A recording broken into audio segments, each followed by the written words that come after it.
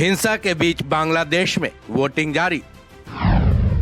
Bangladesh PM Sheikh Hasina ने किया मतदान। मतदान के बाद भारत की जमकर की तारीफ। बांग्लादेश में सुबह से शुरू हो चुकी वोटिंग जारी है। बांग्लादेश में नई सरकार को चुनने के लिए वहां की जनता आज अपने अधिकार का इस्तेमाल कर रही है। इसी कड़ी में बांग्लादेश की पीएम शेख हसीना ने भी मतदान किया। ये तस्वीरें बांग्लादेश की राजधानी ढाका की है, जहां बांग्लादेश की सीएम शेख हसीना ने भी अपने मत डालने के अधिकार का इस्तेमाल किया है।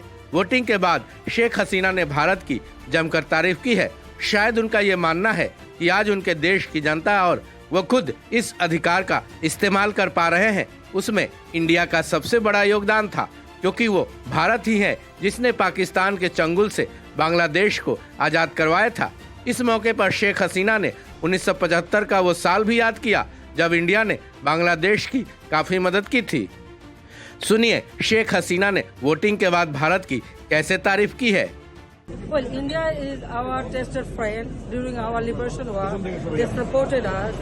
Not only that, after 75, when we lost, we two sisters, you can see, when we lost our whole family, father, mother, brothers, everybody, only we two survived.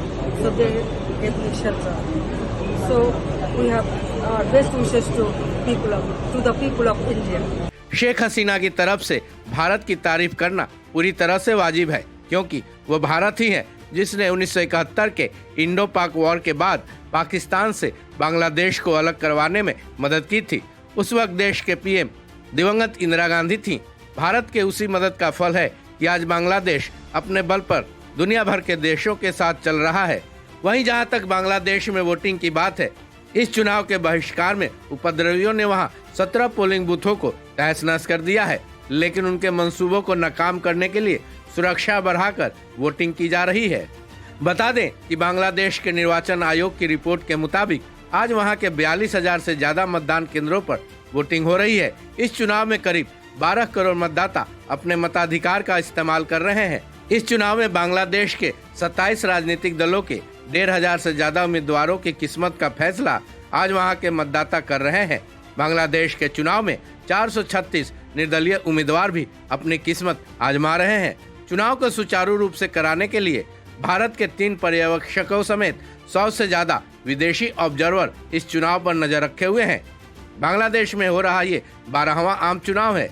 Bangladesh निर्वाचन आयोग ने जानकारी दी है, इस चुनाव के नतीजे 8 जनवरी की सुबह तक आने की उम्मीद है।